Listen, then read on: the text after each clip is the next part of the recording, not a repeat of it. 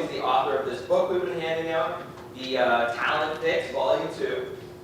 And he's also the very accomplished person, the author of a very widely read blog, the Tim Sackett Project. And today, Tim is going to be speaking about the future of recruiting. If the robots are doing all the work, what will we do? Welcome, Tim Sackett! Thanks for making me follow Steve Jobs. That's the first time in history. That's tough. The guy's dead. I still have to follow him. All right, real quick. He told you some of this. I'm going to tell you this. In the book, I have a quote. If you suck at recruiting, great recruiting technology will allow you to suck way faster. Most people find me by the blog or by some kind of post or speaking or whatever that might be. And so often I'll have TA leaders. Sorry, I'm carrying my Diet Pepsi around. By the way, no Diet Mountain Dew in Canada. Has anybody here ever had a Diet Mountain Dew?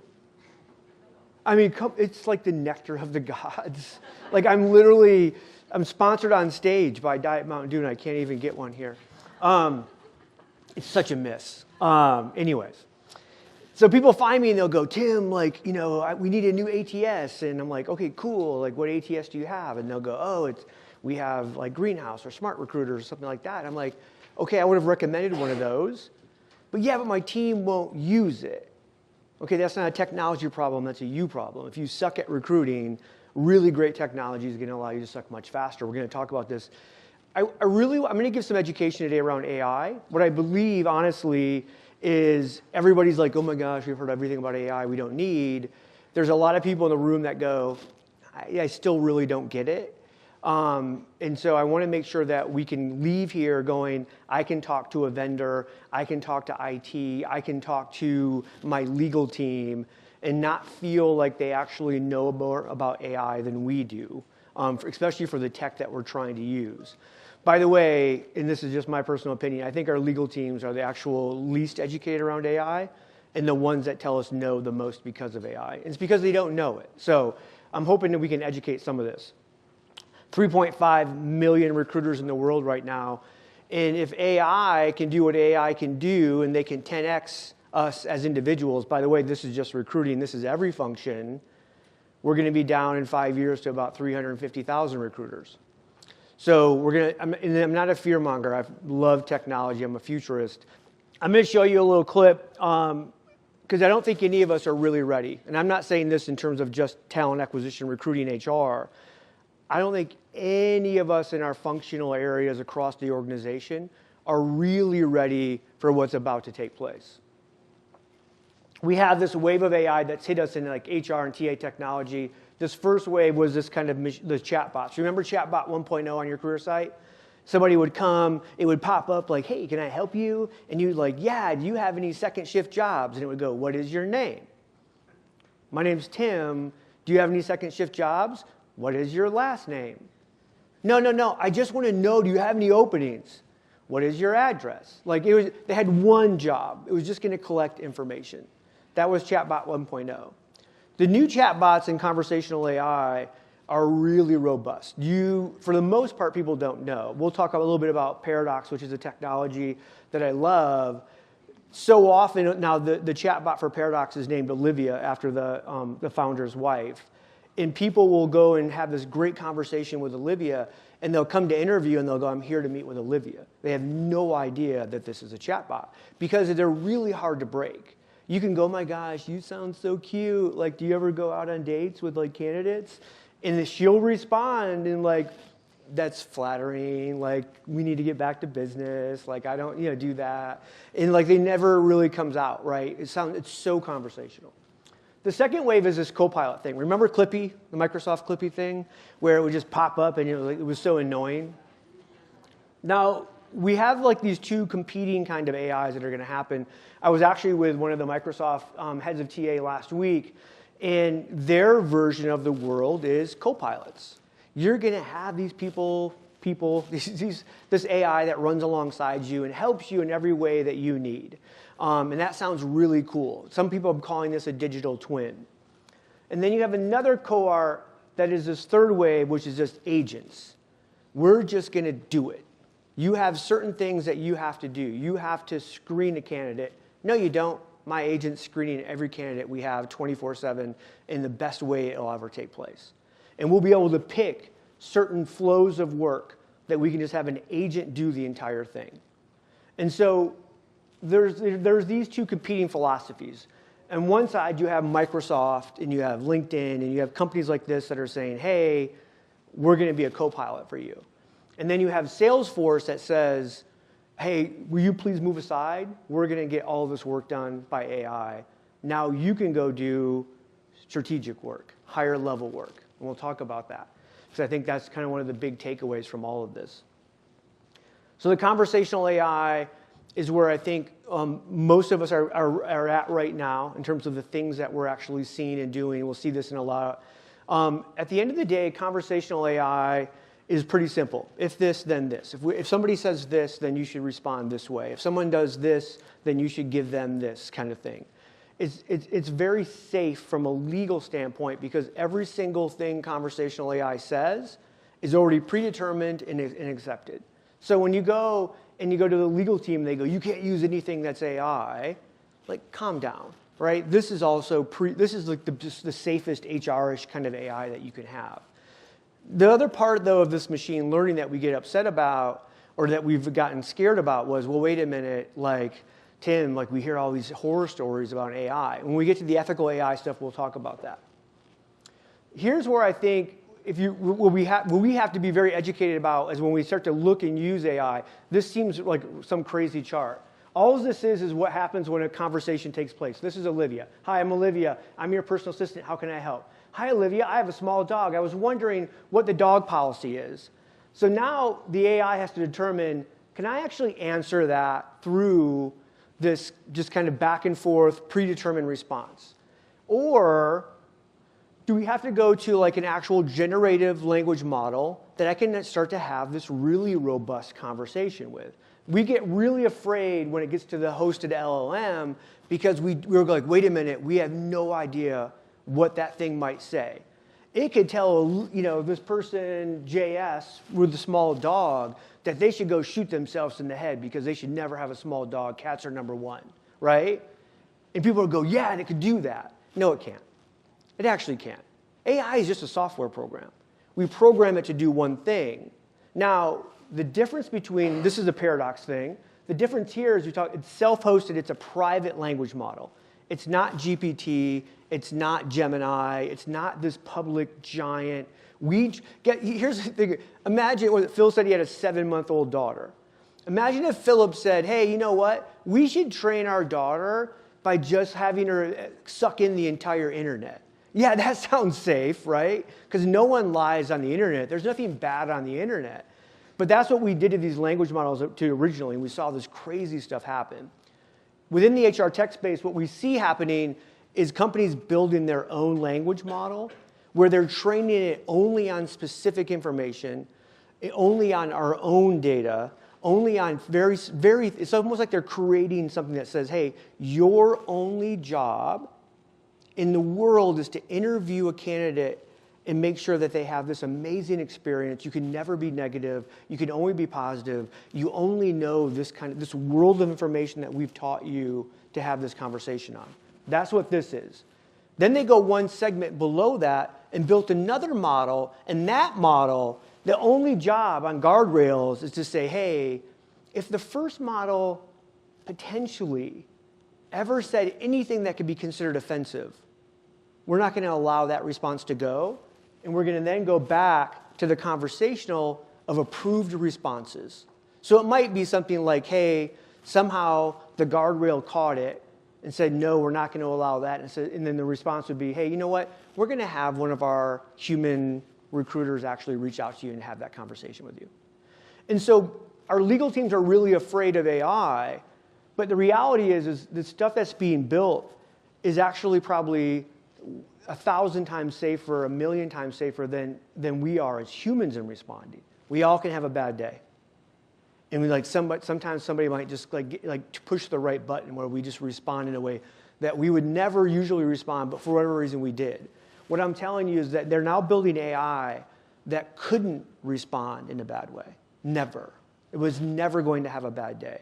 I've looked at about 4 or 5 of the live language screening bots, that the actual real language stuff. And imagine your best day as a recruiter, you just felt good. You got up in the morning, you looked in the mirror, you felt sexy. You're like, yeah, today's the day. People are going to be lucky to talk to me. That's what these AIs sound like. They can't. You just can't throw them off their game. It's oh my gosh, they're so positive about the company, and they're so positive about you, and they continue to go down this path to get what they do, and they move on. Now again, they're not perfect because there's this latency weird thing. So if you and I are having a conversation and there's even a 1-second delay in you responding, all of a sudden it has to start again. Are you there? Oh yeah, it does that weird kind of latency thing. But again, that'll be fixed. 2 weeks ago, LinkedIn came out with their hiring assistant. This is their new co-pilot.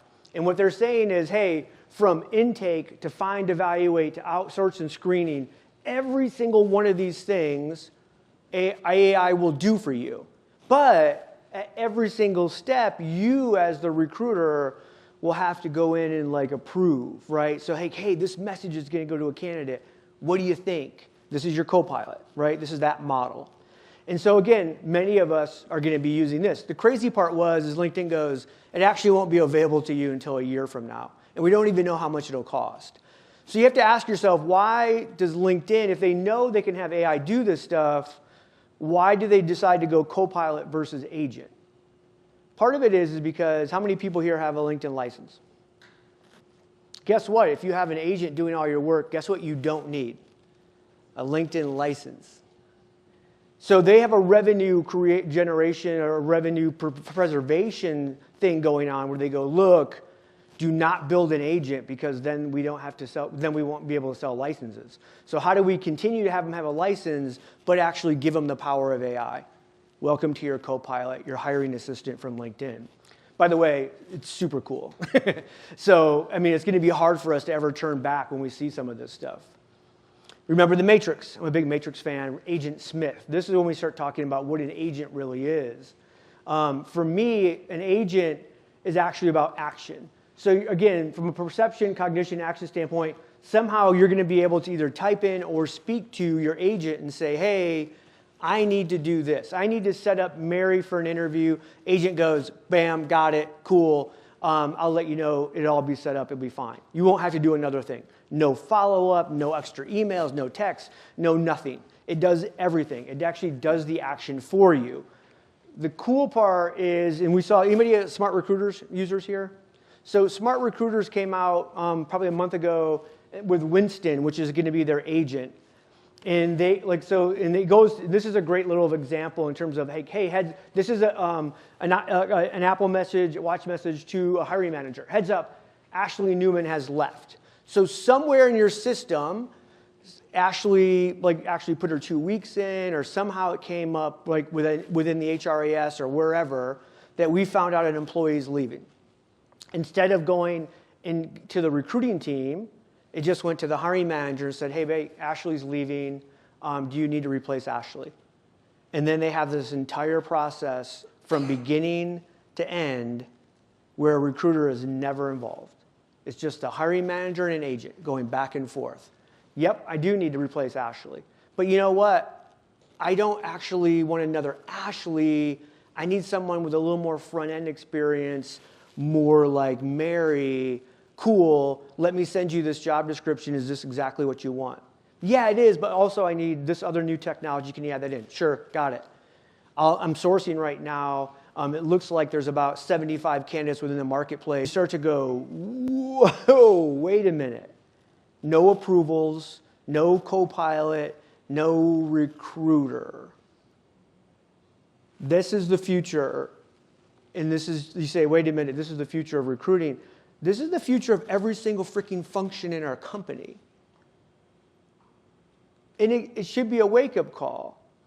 But again, we're talking about tactical work. So it's like, okay, cool, now they can do all the tactical work. Tim, they can't have a real conversation with a real person. You're right. So we have to think about then, what does that look like? If all we're doing as humans is clickety-clacketing on the computer all day, and that's what you do as a recruiter, a sourcer, or whatever that might be, most of that work is going to go away, and it's going to go away really fast. I was with a group of about 100 CHROs last week, and they're like, Tim, you don't understand. Our company is so slow to adopt technology. Like, this is 5 years down the road. This is 7 years. Like, come on. No, we're not talking about using like a computer. AI doesn't need you to adopt it. It needs you to turn the switch on, and it's done. It's going to take over that work. That's the difference between what we're talking about from a technology standpoint. It's not like logging into a sourcing tool, clickety-clackety, where can I find the best software developers in Toronto and for this money, for blah, blah, blah, with this education. It's just going to do it. And so, again, I'm not trying to scare you. It's just a reality of whether that is 12 months, 24 months, 36 months, this is going to happen whether we like it or not. Every single thing we do. Workday, if you're a Workday shop, Oracle, Salesforce, it doesn't matter who you use, everybody's either building copilots or agents. It's going to happen. So we have to learn how to adopt and move forward. This is the concept of 10x. This is how we get to that 10x. Now, again, when this first concept came out of AI is going to 10x us, it was only about programmers and coders, right, Xiao? It was only like, hey, it's only about the coders. Now it's about everybody. It's about 10xing a salesperson, 10xing an HR person, 10xing an accountant, a finance person. Like, we can 10x everybody with the right tools. Let's talk a little bit about the ethical of HR. So one is, are we really concerned about the ethics today? Are we? There's all kinds of studies out. At the end of the day, this goes back to a little bit of Maslow stuff where it goes, hey, at the end of the day, really the ethical, moral concern of AI is I'm concerned about my job first. It's self-preservation. And then we start to go down the path, and eventually we'll go, okay, hey, organizationally, depending on our brand, we're really concerned kind of about that. There's a couple of technologies out there that I love. Warden AI, Fair Now, and what they do is, it's again, this AI technology that actually checks your AI technology to make sure it's not being biased, to make sure it's not doing anything illegal. Like, you're going to have this. Now, again, we just look at this from like a recruiting HR standpoint, but every single system and process that uses AI across the organization is going to have to be checked on a continual basis for all of the changing life that's going to take place. I think there's a divergence happening in the workplace. It's really bad in the US and getting worse. It's actually, I looked at the data in Canada, it's actually very similar on a similar path. Here's what it is. 61% of current US graduates in the US are female. Now, if you think about the last decade, people would be like, oh my gosh, that's amazing. That's so cool. What if I told you 61% of the US graduates in the US are male? Would you say that's amazing and cool? Why not? Because you're like, well, it's not, wait a minute, that's not equal. But we're celebrating that 61% of female graduates in the US are female. Any time in history that you have this divergence happening of educated versus uneducated, turns out if you have a lot of uneducated men in a society, it usually doesn't end well. War happens. Bad things happen. But here's the problem is we know more men use AI than women by exponentially amounts. And by the way, we can go all the way down into elementary school and the same numbers play out. Little boys play with AI more than little girls. By the way, the graduate thing within Canada is very similar. It's maybe like 55% of Canadian graduates right now are female versus male.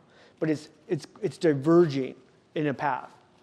So we have this weird thing happening where we go, wait a minute, companies that hire AI want more female, or they want AI, but we have more female potential pool, but the actual pool is a smaller male pool. And so now we have this weird dilemma where we go, wait a minute, how do we actually either get our females more comfortable using AI, or as a society, how do we even back this right ditch, left ditch of male, female, and what are we doing walking away from the men in our society in terms of getting them educated?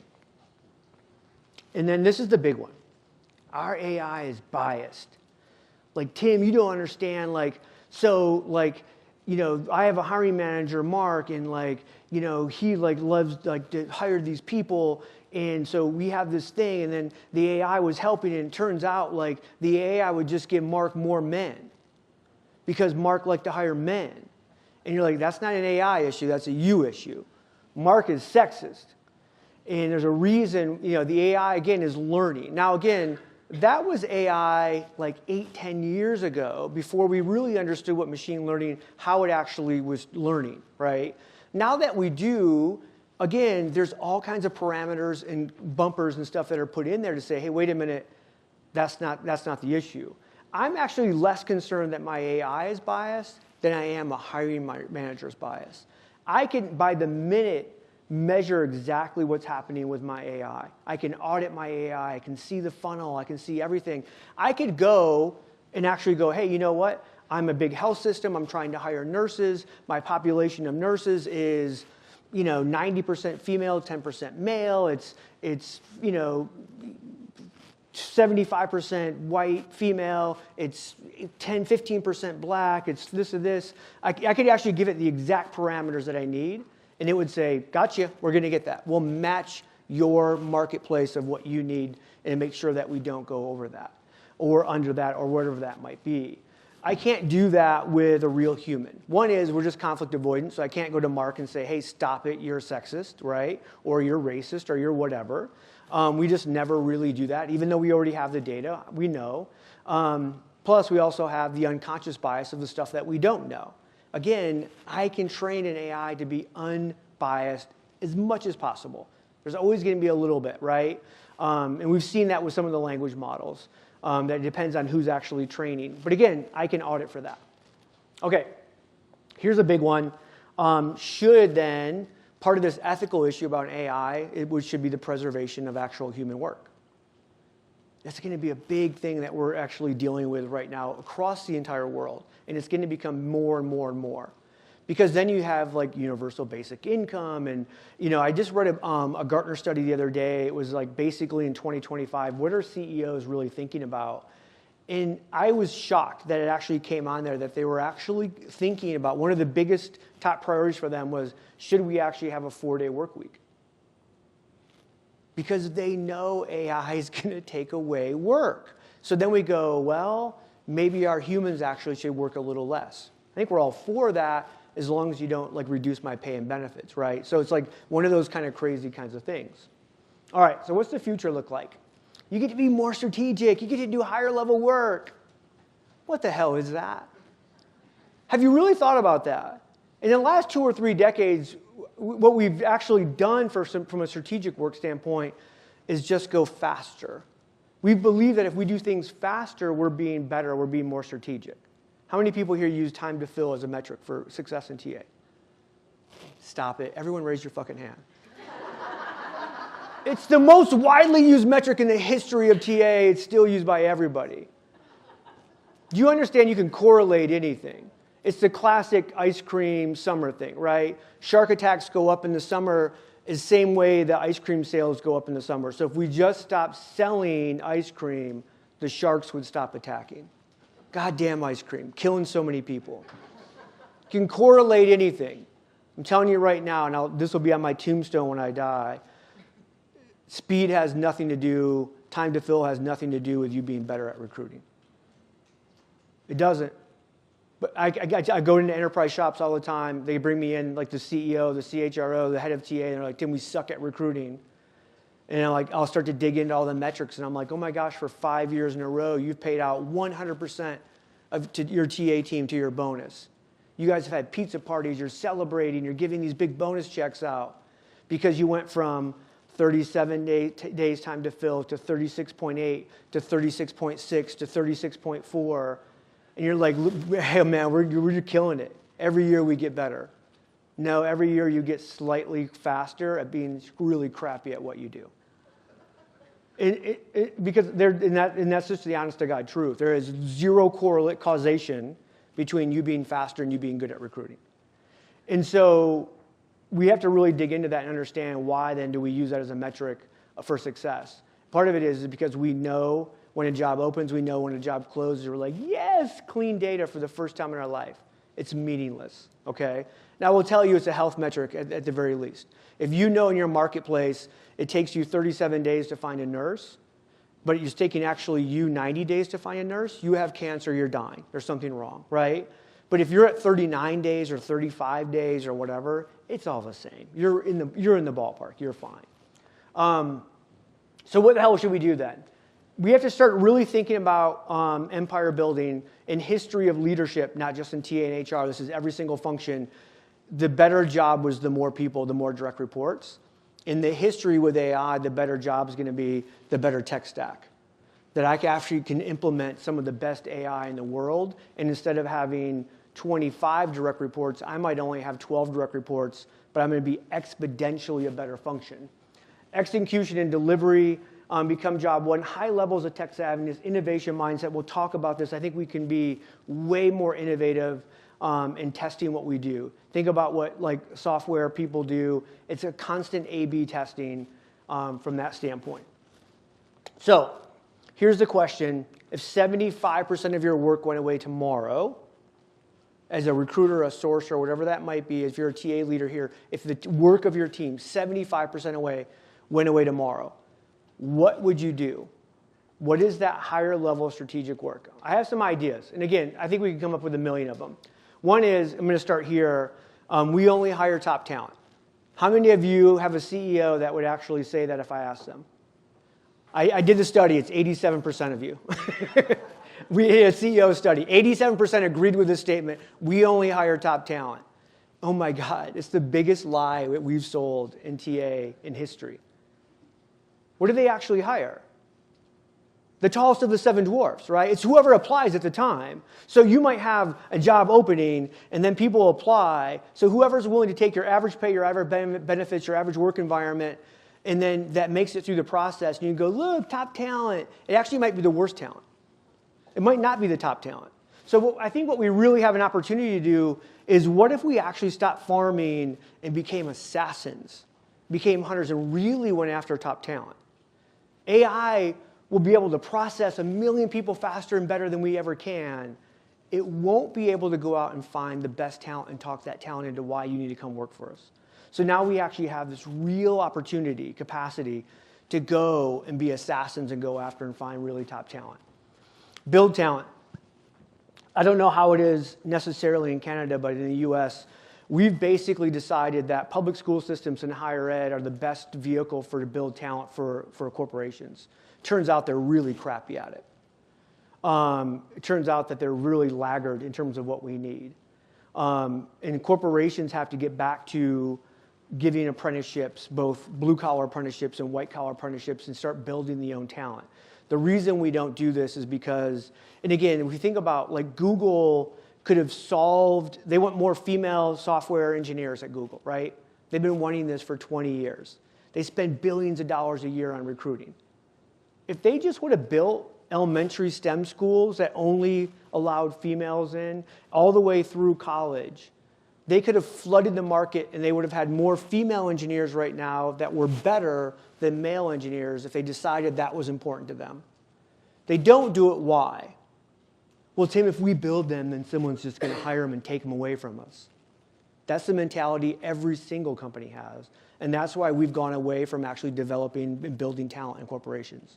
What I'm saying is if you have capacity 75% more, do we get into communities and start kicking some of these educators in the ass and saying, hey, this is what we really need as a corporation?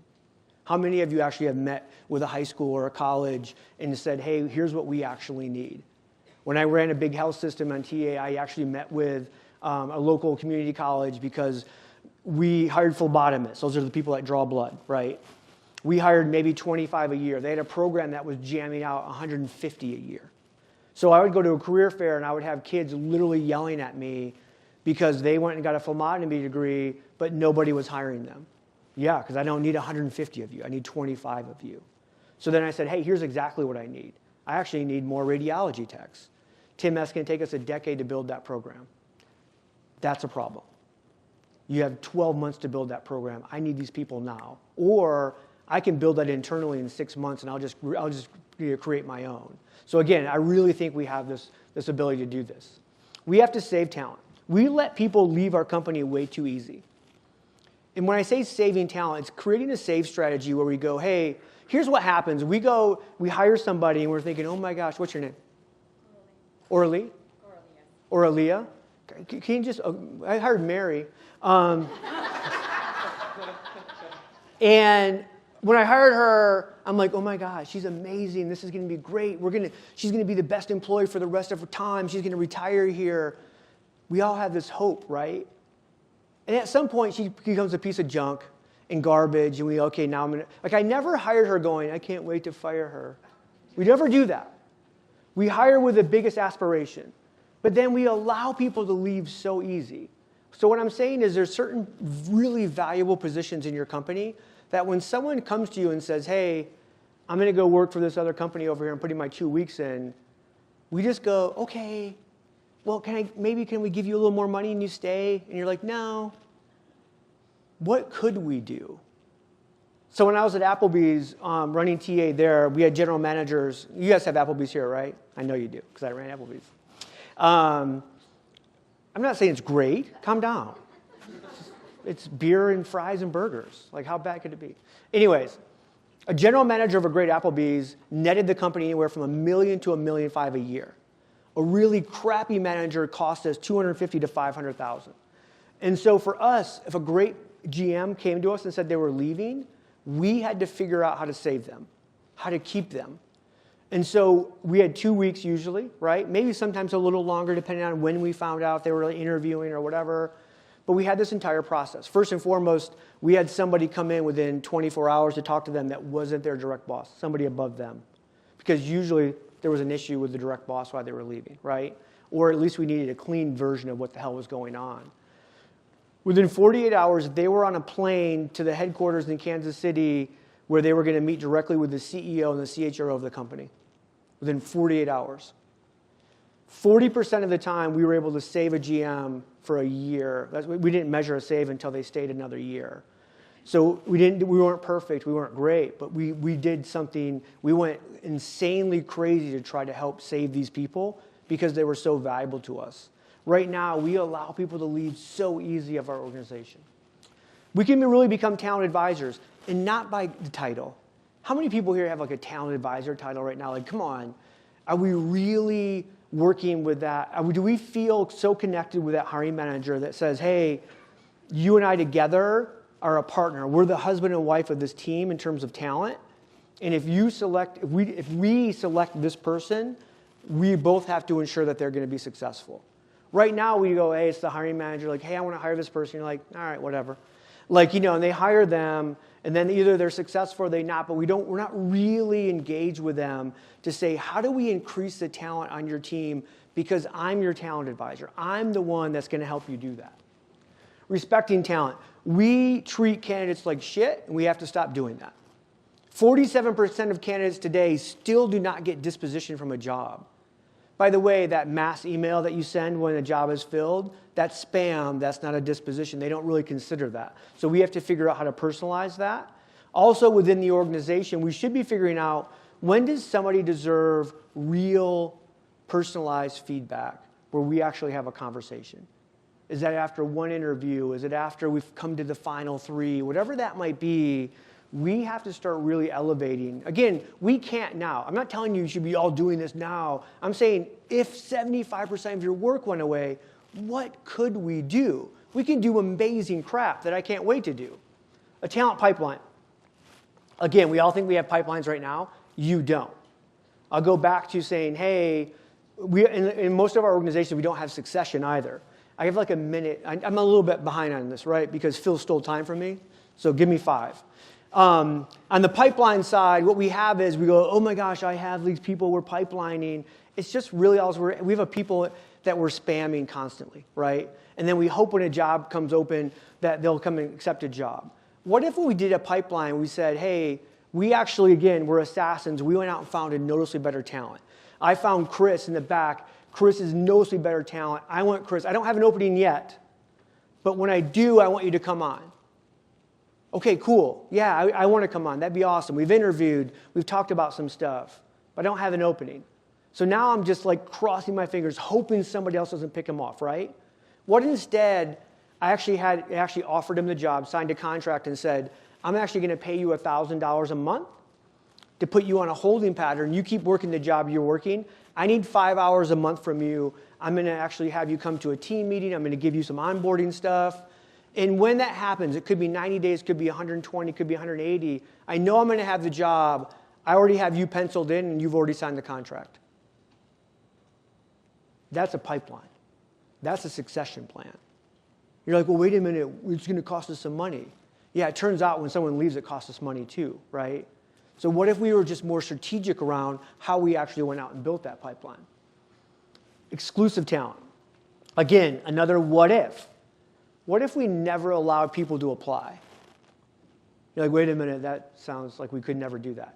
What instead we said, hey, if you want to apply here, you have to have a code. You can only get a code from one of our current employees or an alumni that we actually like that left us, right?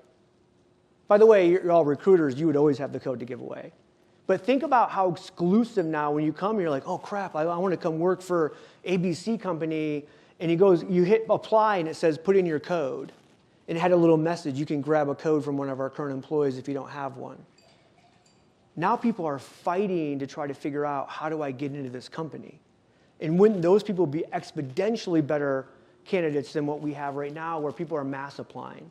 So again, we have to think about, if people are going to use AI to apply, how do we combat that and really continue to get the talent that we want? It doesn't stop us as TA people. I'm going to be out there hunting assassins in trying to find the best talent and giving my code away. But when randos come to the career site, do I really want them to apply? Maybe I'm willing to fight a little bit for it as well. Again, it's just an idea. There's a million of these that we could come up with if we have the time and capacity, and we will. So that's where I want you guys to get there. Ultimately, the future of recruiting still goes back to relationships and conversations. That's what AI won't be able to take away from us, and that's where we have to figure out, how do we leverage this? If AI takes away 75% of our work, what and who do we become as a function? I am super excited about that, because it's the first time in my entire career that we're actually going to be able to do really, really cool work. Thank you guys so much. Appreciate this, having me. But I know I'm a very much begin on time, end on time person, so thank you.